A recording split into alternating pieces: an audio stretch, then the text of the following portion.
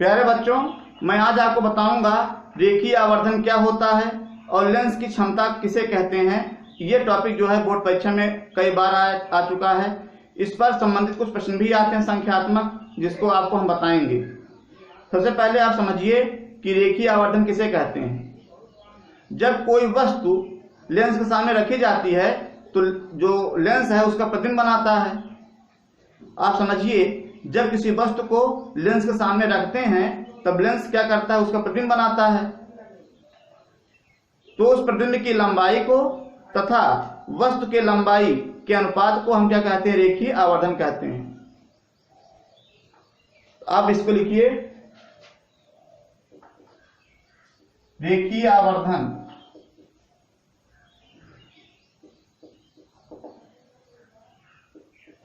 Lens द्वारा बने प्रतिबिंब की लंबाई, प्रतिबिंब की लंबाई मतलब इमेज आई, तथा वस्तु की लंबाई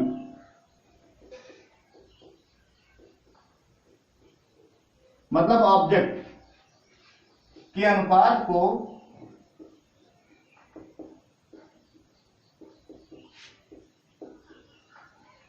रेखीय आवर्धन कहते हैं।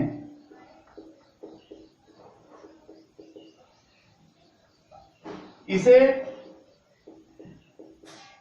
यम से प्रदर्शित करते हैं।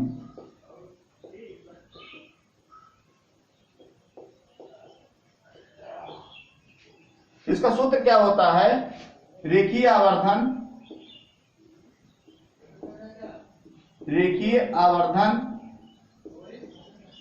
यम इक्वल टू आई अपान ओ, मतलब आई मतलब प्रतिबिंब की लंबाई बटा किसके, वस्तु की लंबाई, प्रतिबिंब की लंबाई अपान वस्तु की लंबाई।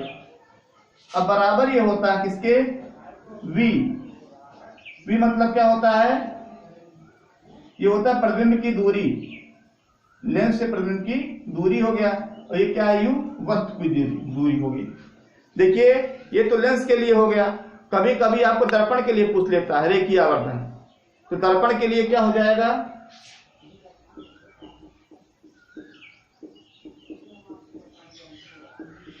दर्पण के लिए, लेंस के लिए है ये, दर्पण के लिए क्या होता है, दर्पण द्वारा बनाए गए किसी वस्तु के प्रतिबिंब की लंबाई तथा उस वस्तु की लंबाई के अनुपात को क्या कहते हैं, रेखीय आवर्धन कहते हैं। दोनों का परिभाषा वही है, केवल अंतर क्या होता है, देखिए यम इक्वल टू आई अपान ओ, इसमें भी होता है लेकिन इसमें क्या होता है, माइनस वी अपान क्या होता है, यू।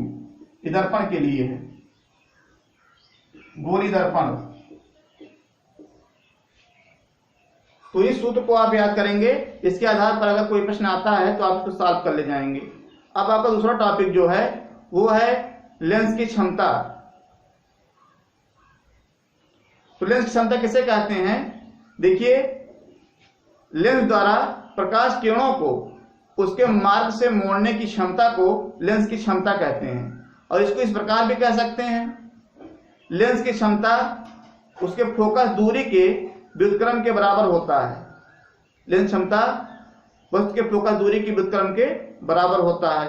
तो आप जो है दोनों परिभाषाओं को हम लिखा दे रहे हैं, दोनों को नोट कर लीजिए। लेंस की क्षमता जो होती है इसका मात्रक क्या होता है, इसका मात्रक होता है डायोप्टर। तो आपको इसको नोट कर लीजिए।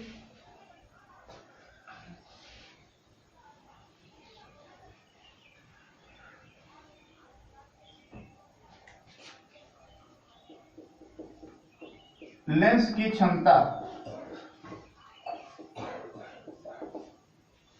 लेंस क्षमता क्या बताए, लेंस द्वारा प्रकाश किरणों को उसके मार्ग से मोड़ने की क्षमता को लेंस की क्षमता कहते हैं।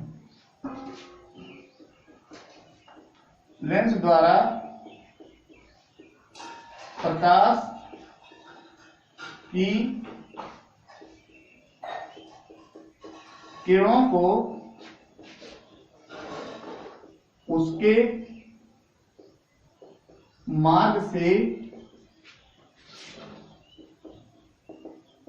मोड़ने की क्षमता को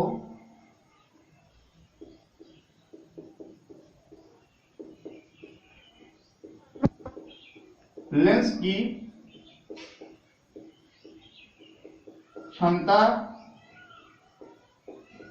कहते हैं। इसे P से प्रदर्शित करते हैं। कैसे प्रदर्शित करते हैं?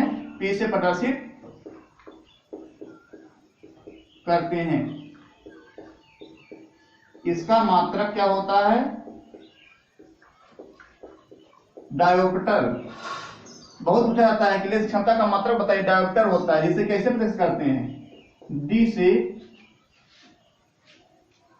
डायोप्टर होता है।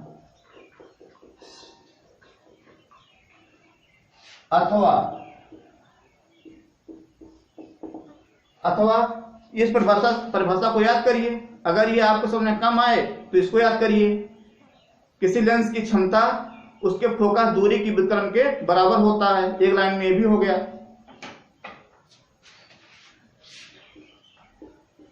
किसी लेंस की क्षमता उसके फोकस दूरी के व्युत्क्रम के बराबर होती है। जबकि कंडीशन क्या है? जबकि फोकस दूरी किसमें हो? मीटर में हो। अब ये भी देखिए आप कि जो फोकस दूरी मीटर में हो तो कैसे होगा?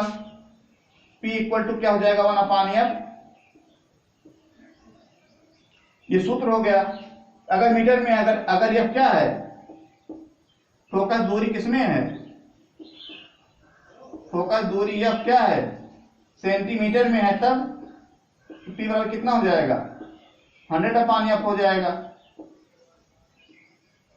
दोनों सही है। फिर एक प्रश्न आता है कि उत्तल लेंस की क्षमता, जो लेंस की क्षमता उत्तल लेंस की, वो कैसी होती है? तो उत्तल लेंस की जो क्षमता है वो धनात्मक होती है और अवतल लेंस की क्षमता क्या होती है? ऋणात्मक होती है। या लिख देंगे उत्तल लेंस की क्षमता धनात्मक व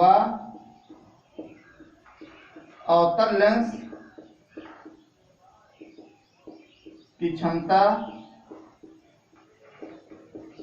ऋणात्मक होती है। तो इसको आप जो है अच्छी तरीके से समझ लेंगे, याद कर लेंगे।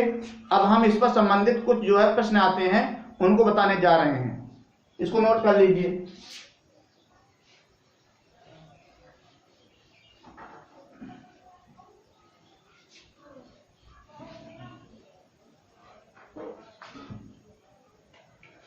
पहला प्रश्न है,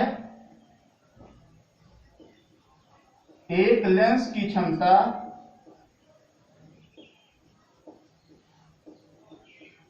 +5d है। इसकी फोकस दूरी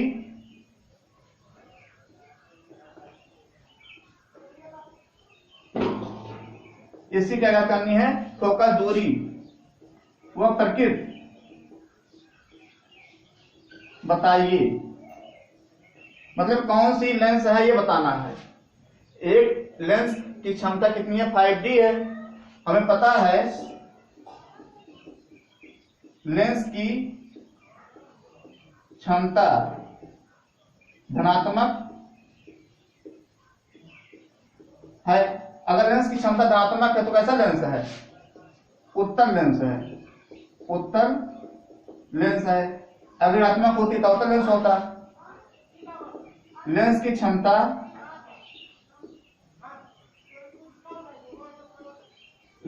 क्षमता P बराबर क्या होता है? 1/f। जब मीटर में हो फोकस दूरी, तो यहाँ क्षमता कितना दिया है, 5 दिया है। 5 बराबर 1/, एफ हो जाएगा, एफ यहाँ आ जाएगा, एफ इक्वल टू क्या 1/5,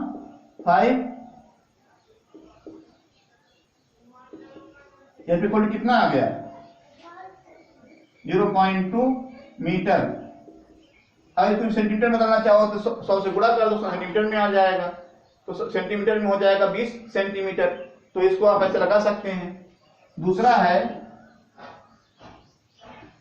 एक अवतल लेंस की फोकस दूरी 50 सेंटीमीटर है। अवतल लेंस की फोकस दूरी कितनी है, 50 सेंटीमीटर है। लेंस की क्षमता ज्ञात करिए।